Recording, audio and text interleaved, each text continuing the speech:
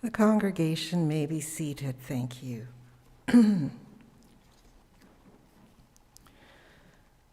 We welcome today the family and friends of Hisako Esther Kitaguchi in order to remember and to honor her name. We also gather to mourn her passing into God's loving sight. My name is Kathy Yamashita, and I am a member of the Southern Alberta Japanese United Church, where Esther held her membership. I am honored to be asked to serve the family as someone who knew her. Let us pray. Loving God, we bless your name.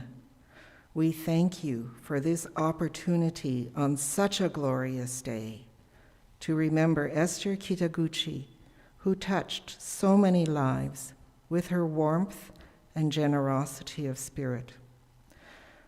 Hold us close in our sadness. Lift up Esther and welcome her into your heavenly kingdom. Bring this grieving family a sense of peace as they travel this road of grief.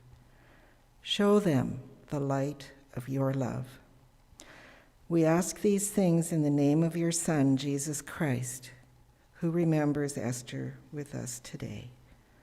Amen.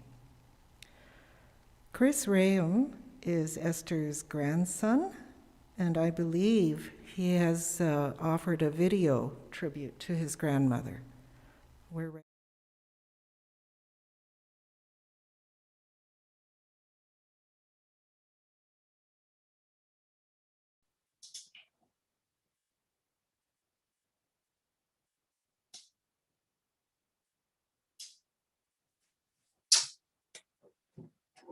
Well, good afternoon, everyone. I'm sorry that I can't be there with you all today, but I am happy that I can be with you in this way at least.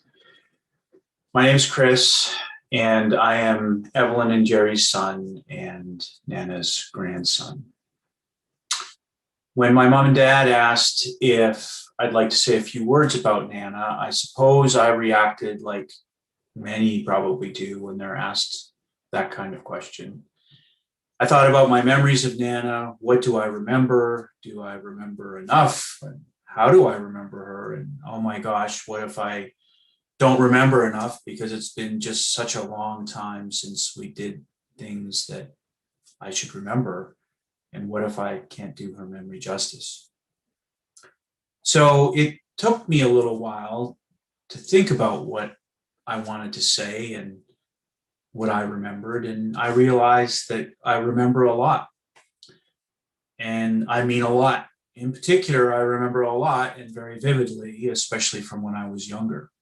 And I remember way more than I could ever fit into whatever my allotted time was without having everyone watching this hope that I would be done soon, or if someone would just press the fast forward button and get it over with.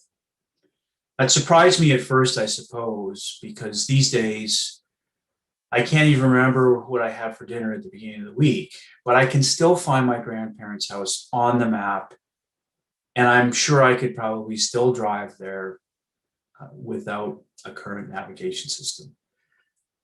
I eventually decided that these kinds of things were so clear because Nana was an important part of my growing up. The things that I learned, where I spent my summers, the car rides, the trailer trips, the house in Lethbridge, the basement, the scary things in the basement, the garage, and the beautiful trees in the backyard. And I guess for many of you, and hopefully for each of you, that might be the case as well. You probably remember a lot about Nana or Mom or Esther or Asako, whichever name you might have called her by. And when you think of her, there are probably things that might strike you as a gift or something that you learned from her that you still carry with you today and hopefully will for a long, long time into the future. For me, these pictures playing represent only pieces of what I remember, but I think that they might leave you with a sense of the kinds of things that were important to me and later to my family. And I think they were important to Nana as well. So for you, I hope these bring back your own memories of Nana and the learnings and the gifts that she might have left you. And whether it was doing chores before enjoying ice cream, or that you should love hand washing your dishes, or you should take time to enjoy a good treat now and then while sitting in the sun, or just simply celebrating and finding joy in your family, the gifts and the lessons were many. And of course, there were many more in between all of these photos. But I think most importantly, we had the gift of time. And for us and my family specifically, even though we lived a long way away, that meant time that she could spend with Parker, our son, and her most favorite baseball player, probably second behind Tad, presumably. And whether he was little or big, he was able to know her and she was able to know him, whether that was when we visited her or when she visited us. So I've come to believe that the most important gift that Nana has given us is that of herself. The time she spent with each of us, her caring, her joyfulness, and her genuine expressions of interest, thoughtfulness, and her enchantment. For me, it often all came together in a simple phrase like, "Oh, isn't that something?" Or, "Oh, aren't you getting tall?" And always, of course, said with a smile and grace. And so, maybe somewhat selfishly, I'm hopeful that if we're able to ask her,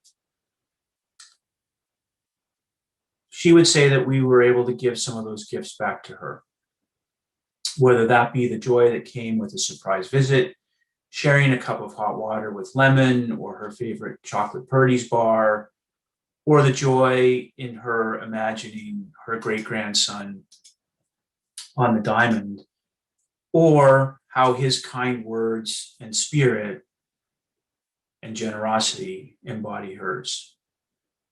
So, Nana, this next one is for you. I know you've seen it before, but Mom always said you enjoyed it. And this time, I hope that you and Grandpa can enjoy it together.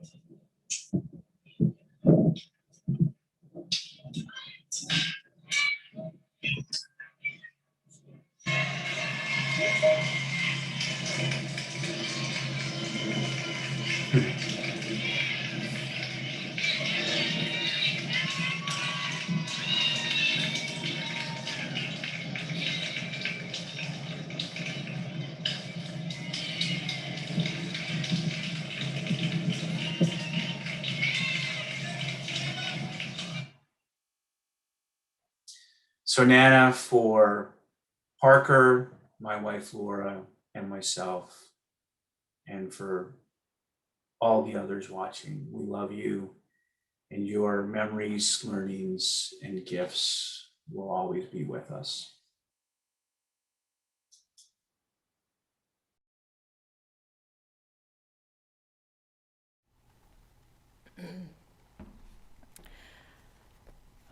Rob Caswell is our pianist, and Jamie Jarvie is our soloist. She will sing Amazing Grace for us.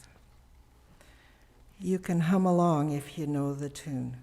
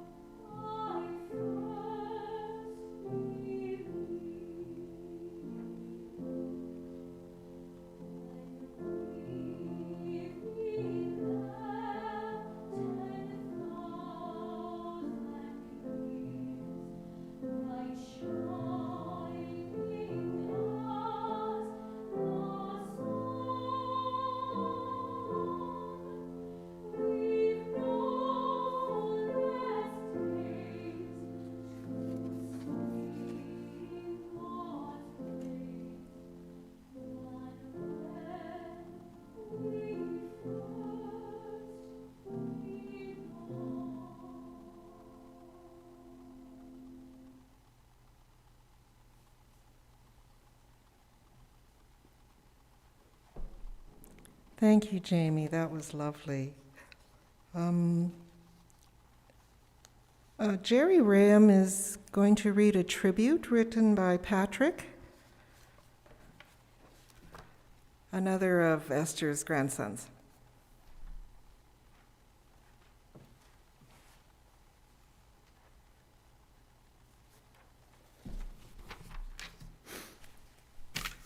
Thank you. I've been told it's acceptable to take off the mask.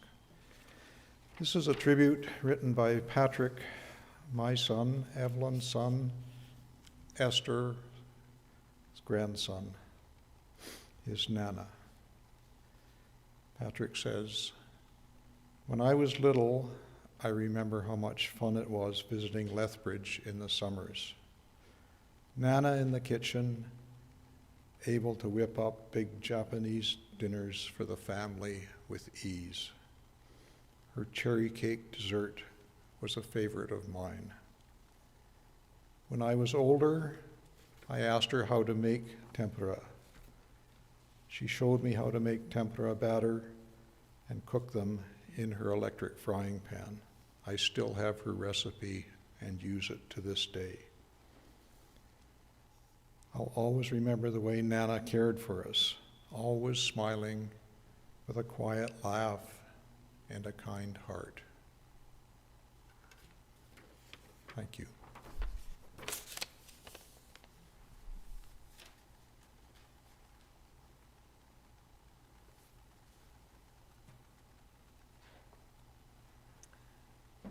As we follow the order of service, there will now be a remembrance read by Barb Beckman, Jerry Ram, Evelyn Ram, and Margaret Gendup.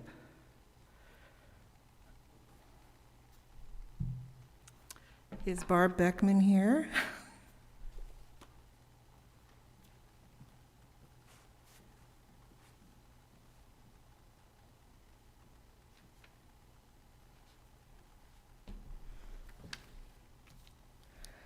My Auntie Suckle, I was probably 10 before I realized her name was really Hisako, was always in my life. My sister Naomi and I spent summer weeks at their house in Lethbridge. When we were kids, she was the auntie who got up early to get Uncle Tad off to work and then put on her white Safeway uniform and went off to work herself. The auntie who made the best watamochi and chawanmushi. When I was at St. Mike's, she'd invite me over for dinner so I could get a break from the hospital food. But it wasn't until recently that I really got to know her. We reconnected when she was at the Rocky View, and I'd visit her at the hospital or at Brentwood before COVID, and she would sometimes think I was my mother. Then the stories came out. Auntie Fudge, wherever you are, she told on you. I know you pinched and slapped her mom and my mom when you were kids. I know she liked to play baseball and dance, even though it was not considered appropriate for young Japanese girls. I know that my grandma tasked her with looking after Uncle Sam, and she honored that commitment for his entire life. And I hope that she is now at peace and can rest, knowing that she lived a full and honorable life.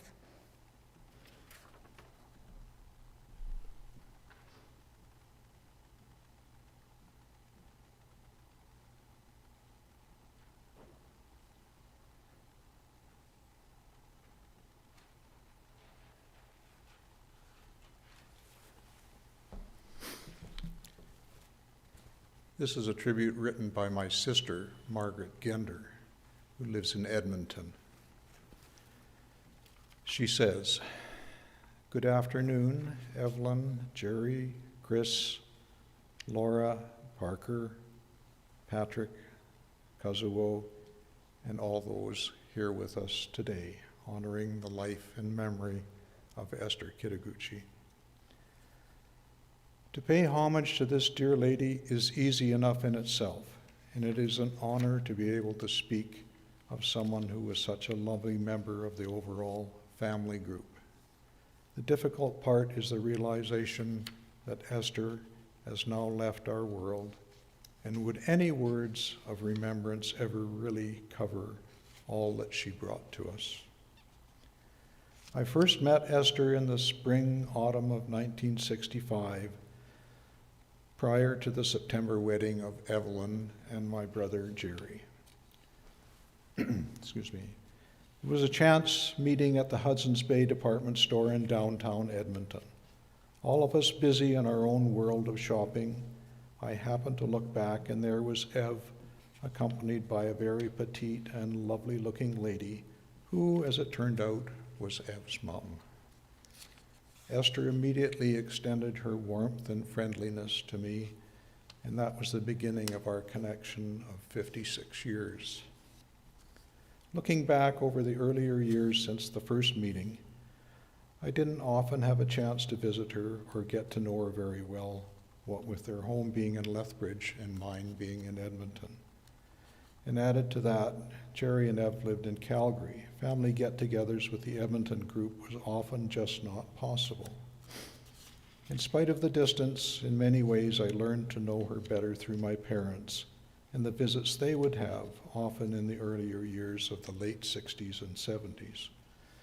Of course, when Esther and Tad would travel up to Edmonton, sometimes with their trailer, camping out at Rainbow Valley Campground, my mom would do her best to try and gather us all together for tea or a meal, which gave us all an opportunity to become better acquainted, and a chance for my girls, Nicole and Carrie Lynn, to get to know Evelyn's family better. Esther treated us kindly and was so faithful in remembering my girls in their younger years with lovely childhood storybooks sent at Christmas and other special times. I think Esther must have had a second sense about certain traits a child might have, sure to surface at a later date. I believe this to be true the Christmas she gave Nicole a lovely large storybook entitled The Big Tidy Up, a story about a young girl in her outrageously neglected bedroom, littered with leftover plates of food, clothes on the floor, dust bunnies under the bed. You get the picture. This book was such a hit that when Nicole was married, the book was rewrapped and presented to her at her wedding reception. We all laughed so hard, including Esther. We were so happy to have her as our guest at Nicole's wedding, hoping she knew how much we remembered that it was she who had given this book to our daughter many years ago. I believe Esther was full of fun and saw the humor in so many situations. On another occasion, Tad and Esther came to the rescue of my young family back in 1975. We had been camping in Sicamous and on our way home stopped at Lethbridge. It was our intention to camp at Henderson Lake, to visit Esther and Tad, and then visit the Japanese gardens. As it turned out, we ended up staying in a very scary hotel one night, but were able to set up camp the following day at the lake. Unfortunately, there was a terrific rainstorm later in the day and our campsite was rained out. I'm not exactly sure how it all unfolded, but we ended up visiting Esther and Tad's house in all of this. Well, they were having none of us trying to survive in a wet campground or having to stay in some other poor hotel. And they graciously but strongly encouraged us to stay with them. What fun that was. I remember Esther preparing a supper that evening and asked her what she was making. Well, it was egg foo young, and she proceeded to show me how easy it was to make. I have never forgotten her lesson in cooking, and from that day on, my standards for egg foo young were very high, and I would not settle for any such dish unless it was presented just like Esther's. That supper was also my first lesson in using chopsticks, actually a lesson for my entire family. We had such a good time at supper that night, and we were all treated like gold. Carrie Lynn, who was just 5 years old at the time, was recently speaking about how she remembered Esther going through her home with her, answering all her questions about the beautiful china dolls she had displayed in her home. We were fortunate that in later years, Esther and many of her family were also able to attend Carrie Lynn's wedding in '93. As the years moved along, there were more family occasions when we were able to spend time with Esther. Once she had moved to Calgary, it certainly seemed easier to see her more often, and it truly was always just a delight to be with this lovely lady, no matter what the occasion. The relationship with my parents and Esther, Tad, and Sam was one of sincere and loyal friendship. Mom and Dad were always so happy to have them visit when they were in Edmonton. In their later years, Esther and my mom, Dorothy, continued their long-distance friendship, one that was cherished by my mom. I often think that were Esther and my mom neighbors and friends in their young years, they would have been up to a good deal of mischief with little effort. Esther was full of fun in her own sweet way, and I believe found humor in many situations. In her later years, in my estimation, Esther never lost the person she had always been.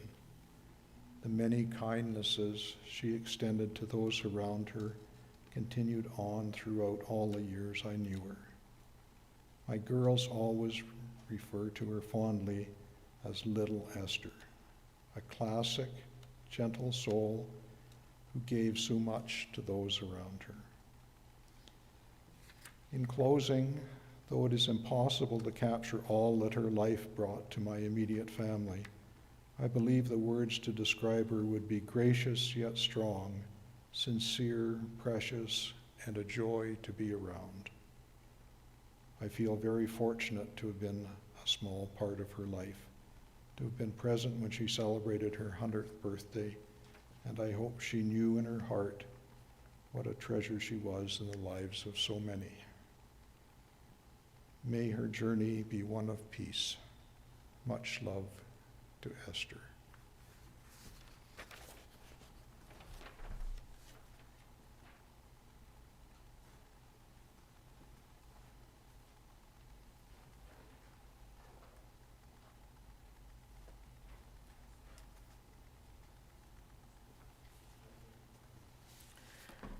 Are there more remembrances?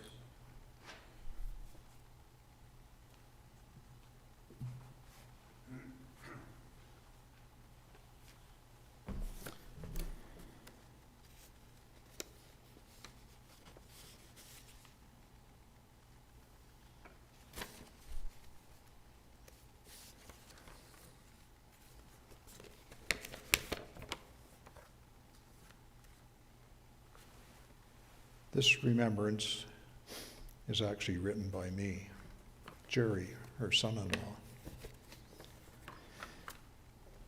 Hisako Sato Kitaguchi, known to us either as Hisako, Sako, Auntie, Esther, or Nana, was like most people, a multifaceted personality.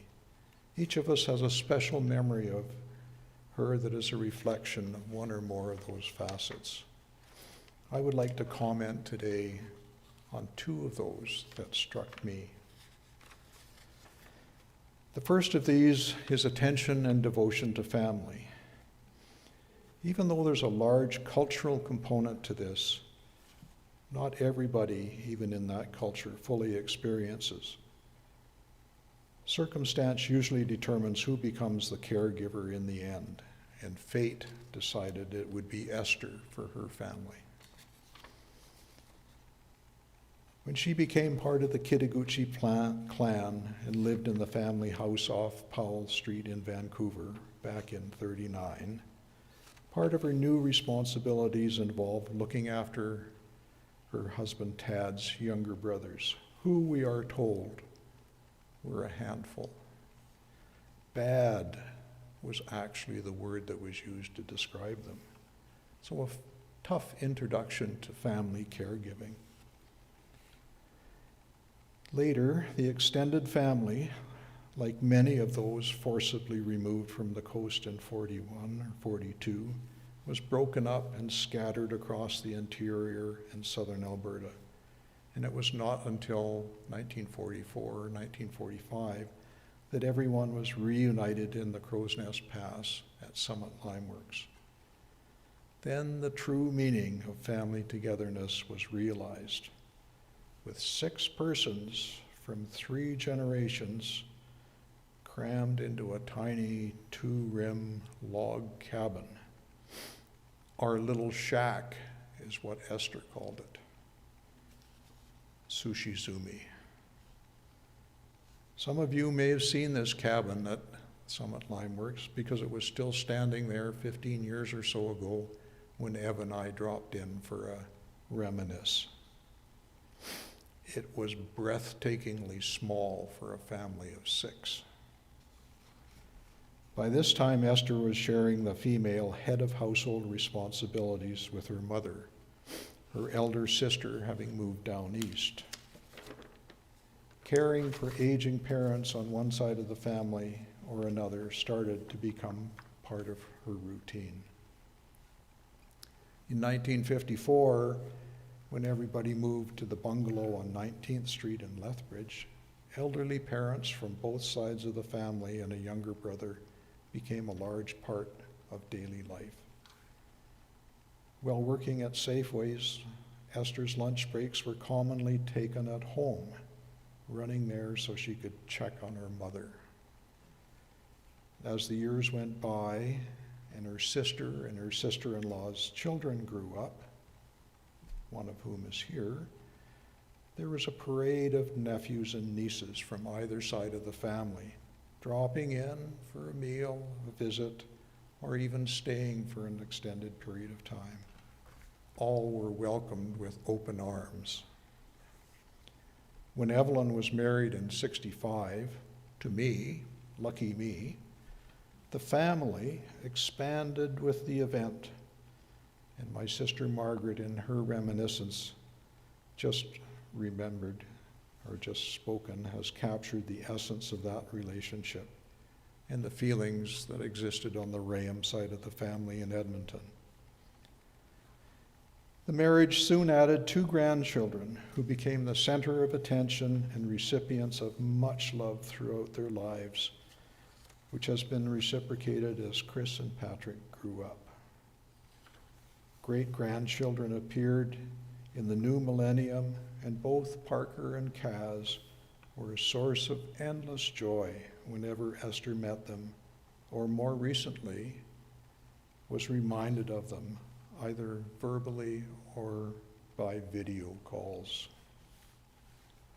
Finally, after a move to Calgary in 2001, Esther continued as family caregiver her brother Sam for the rest of his life, a task that was given to her by her mother, as outlined by Barb, and willingly accepted. Almost a lifetime of service and commitment to family. Family was not just important, it was everything.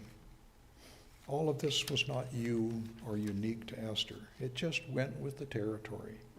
But to me, an outsider looking in, it was outstanding. The second trait that I would like to mention is endurance or perseverance or resilience or iron will, call it what you may. It's what enables people to make it through adversity intact. Again, this is not unique to Esther. It's a trait common to a lot of humanity. But that doesn't diminish its significance when we see it in others. The events that I recount next are familiar to a lot of us here, but bear repeating for those who are not familiar with them. Racism and discrimination have not gone away. They are just hiding. In Vancouver, things were never really great for the Oriental community, but took a turn for the worse in 1941 after war was declared and forced registration was enacted. And events culminated getting worse in 1942 when everyone of Japanese descent on the coast was uprooted and forcibly removed to points east by prejudiced and overzealous governments, taking basically only what could be carried and leaving behind homes, businesses, possessions of every kind, most of which was never recovered, either being sold at fire sale prices, lost, or stolen.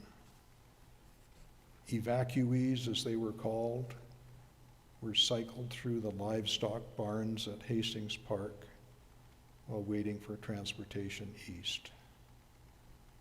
The Kitaguchis and some of the Satos then endured a miserable train ride east across the interior in the Rockies to end up in Pitcher Butte. There they were more or less auctioned off to local beet farmers. Bid on was the term used by Esther in her recollection of the event. If that perception is true, that says a lot. Their initial accommodation was a converted granary for the time they labored in the beet fields, until the opportunity to work at a dairy farm in the area arose with better accommodation. This marked the beginning of years of increased discrimination, rejection, poverty, and despair, not to end for 8 long years when the last of the restrictions were removed in 1949. Truly dark days. I don't think any of us here today can even imagine what that must have been like, or how people survived and moved forward. But they did. Esther, like most of her community, adopted a quiet acceptance of what could not be changed, and soldiered on, hoping for better days when the war was over. That cannot be accomplished without an inner core of steel. Esther knew well that they would not likely ever recover from their losses, but was never openly bitter about the past. She preferred to put the past behind her, look on the bright side, count her blessings, and be thankful for the kindnesses shown to her and her family. It sounds trite, but it's true.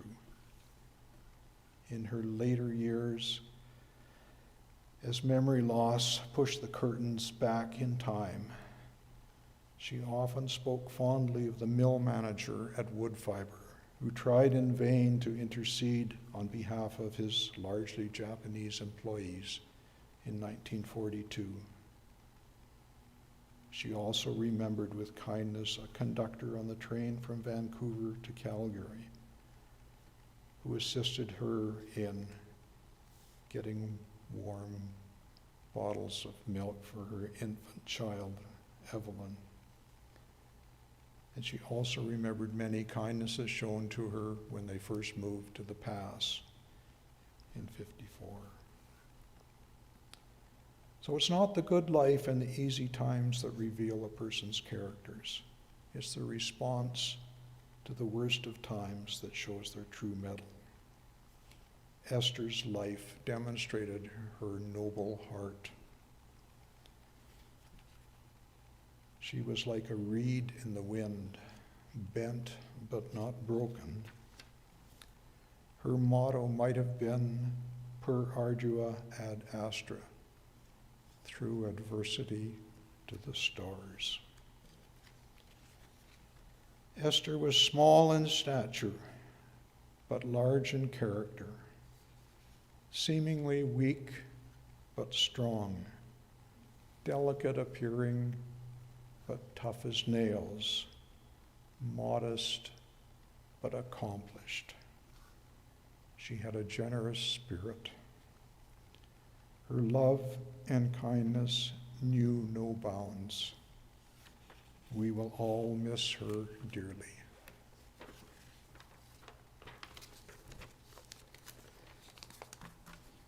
The last tribute I have to read is from Evelyn Keiko, her daughter. Ev writes, I could write many things about Mum, things that she did, things that she excelled at. Instead, I would like to tell you about some of the things that she talked about. She talked about family. Family is important, and to make sure you care for one another. She talked about grandsons Chris and Patrick, and great-grandsons Parker and Kazuo, who she loved so very much. Jerry. She said he's so good to both of us. Earlier on the day that she left us, but still ever the mum, she told me to go home, have lunch with Jerry, and get some rest. The dog, our little Bichon, a facsimile of what you saw in the casket. The dog. She had a smile on her face when she met Ev and I, but the first question she always asked was, if the dog wasn't there, where's the dog? Or, how's the dog doing? How's my little friend? When she talked about the past, the evacuation destroyed life as they knew it in Vancouver. She would say only, it's a long time ago, or let it go. In the transplanted life where they had to start over by working on beet fields and later at a dairy farm, she would say, it was hard, but there were good times too. Her outlook on life was one of gratitude. Gratitude for what she had, gratitude for her good health, and gratitude for her family and the people in her life. She was tiny but mighty, a person with a big heart, a tenacity, a resilience, and an unwavering faith. We are all so fortunate to have had her in our lives for so many years. She will always be in my heart. Thank you.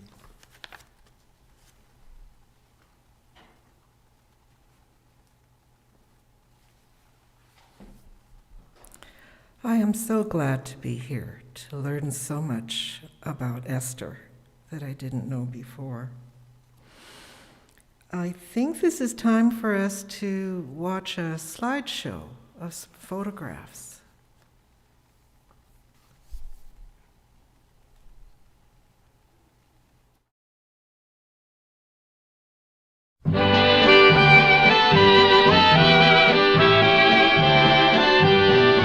In the good old summertime, in the good old summertime, strolling through the shady lanes with your baby mine. You hold her hand and she holds yours, and that's a very good sign. That she's your tootsie wootsie in the good old summertime. There's a time in each year that we always hold dear, good old summertime, with the birds and the trees and sweet scented breezes, good old summertime. When your day's work is over and you are in clover and life is one beautiful rhyme. No trouble annoying, each one is enjoying the good old summertime. In the good old summertime, in the good old summertime, strolling through the shady lanes with your baby mine. You hold her hand and she holds yours, and that's a very good sign. That she's your tootsie wootsie in the good old summertime.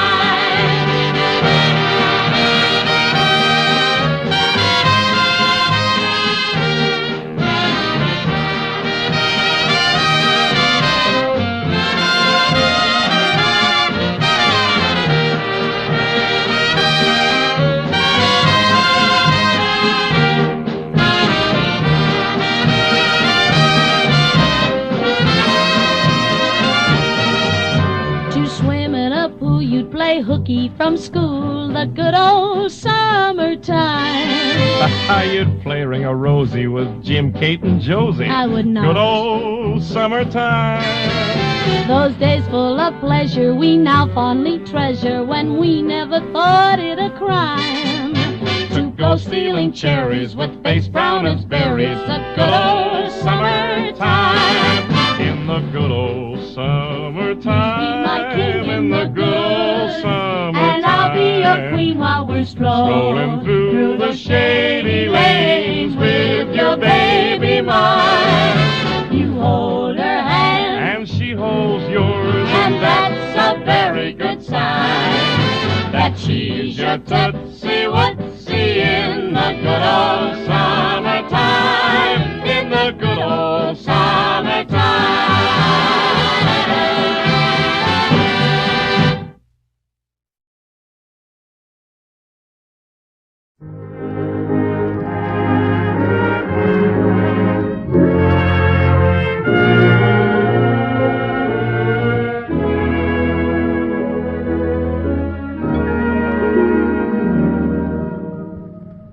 Let me call you sweetheart.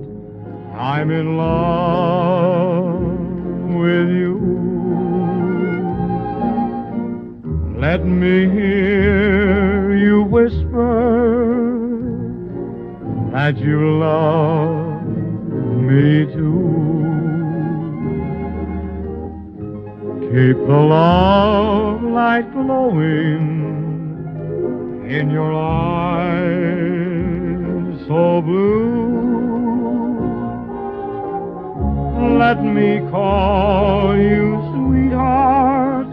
I'm in love with you.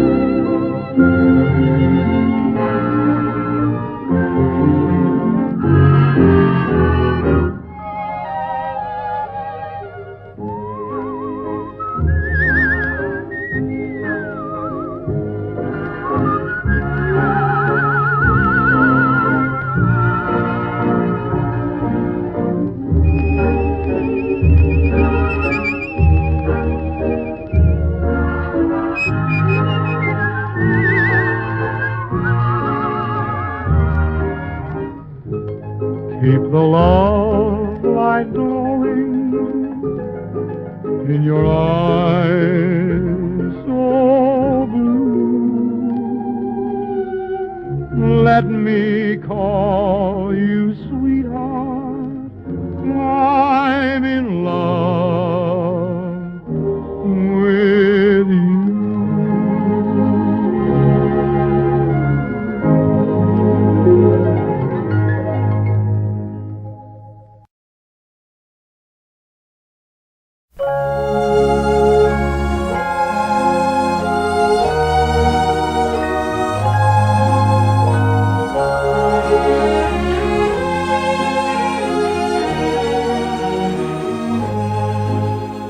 Smile the while you kiss me sad adieu. When the clouds roll by, I'll come to you. Then the skies will seem more blue. Down in Lover's Lane, my dear,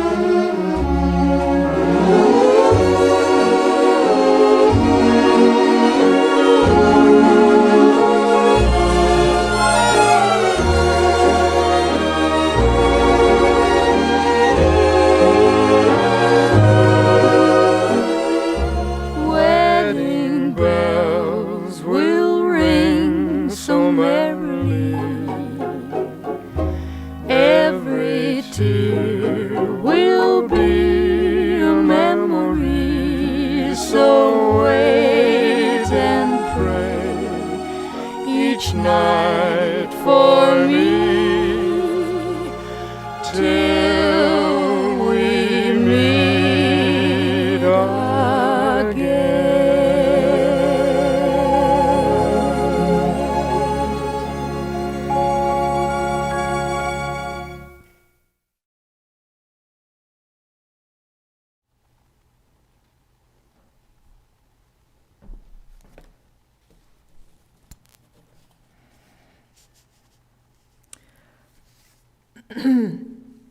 I was told that the following psalm is one that Esther found strength in and meaning. It's Psalm 28, in which God reveals his great power in nature, and that we can trust God to give us both the peace and the strength to weather the storms of life. To you I call, O Lord my rock. Do not turn a deaf ear to me. For if you remain silent, I will be like those who have gone down to the pit. Hear my cry for mercy as I call to you for help, as I lift my hands toward your most holy place. Do not drag me away with the wicked, with those who do evil, who speak cordially with their neighbors, but harbor malice in their hearts.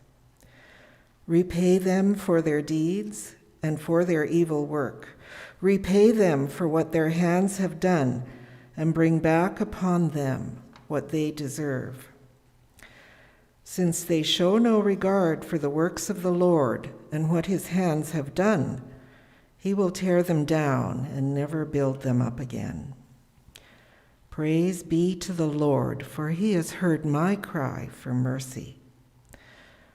The Lord is my strength and my shield. My heart trusts in him, and I am helped. My heart leaps for joy, and I will give thanks to him in song. The Lord is the strength of his people, a fortress of salvation for his anointed one. Save your people and bless your inheritance. Be their shepherd and carry them forever. And from the New Testament, I've chosen a piece from John 14. These are the words of Jesus. Do not let your hearts be troubled. Trust in God. Trust in me also. In my Father's house there are many rooms. If it were not so, I would have told you. I am going there to prepare a place for you. And if I go and prepare a place for you, I will come back and take you to be with me, that you may also be where I am. You know the way to the place where I am going.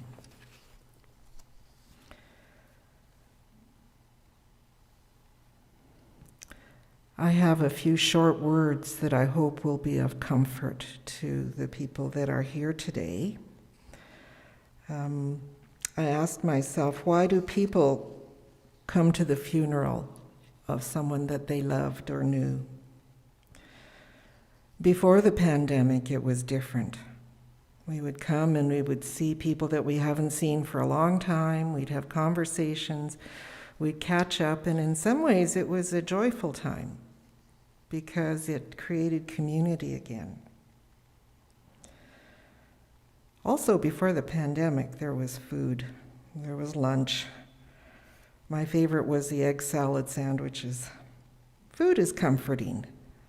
But because of COVID, none of this can happen. Because of COVID, our gathering today is small and limited. And if you want it, I have a spare chocolate bar in my purse. Here we are today. I think the reason that we came to this funeral is to hear that Esther was a real presence in the world. somebody who contributed positively to the lives of others, and thereby earning the great respect of their community. And then I think we would like some reassurance that Esther is now at peace in the loving arms of God, where she feels no worry or pain. I remember Esther and Ted and Esther's brother Sam Sato from the Southern Alberta Japanese United Church. Esther would have been about my age now, and I was a young mother of 2 little girls when I started attending this church in 1988. Esther always spoke to us kindly, and her beautiful smile would light up my heart. She made us feel welcome. I have memories of the chow mein supper and bazaar where Esther was always at the craft table, and I was situated across from her with the Japanese pastries and chow mein noodles, which sold out in 10 minutes. So I have those memories of Esther through church. 33 years later now, Esther has died at the respectable age of 101.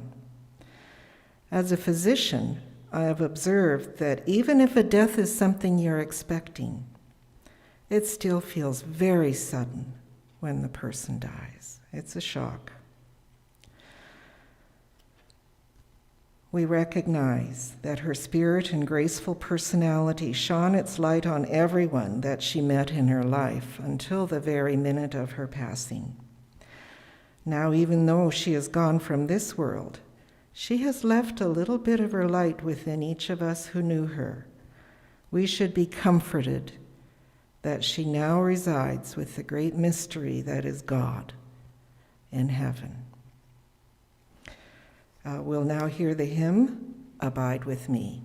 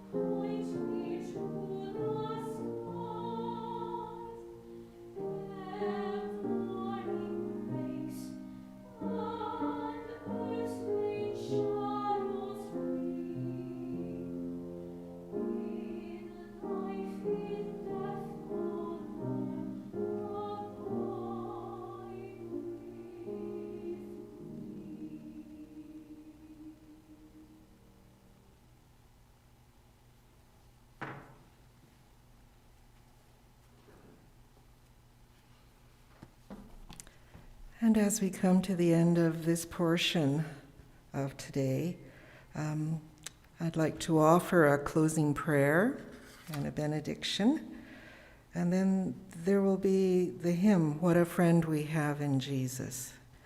And as that's playing, we will follow the coffin out to the cemetery, and we'll continue our service there. Let us pray. Dearest God, we thank you for this opportunity to come together to remember Esther and to come to terms with her loss. Bless each and every one of us as we go out into the world where we have to live without her loving presence. Help us to remember that we must carry the light of love for you and for Esther as we leave. And now may the power of God, the love of Jesus, and the force of the Holy Spirit be with us as we leave this sanctuary. Amen.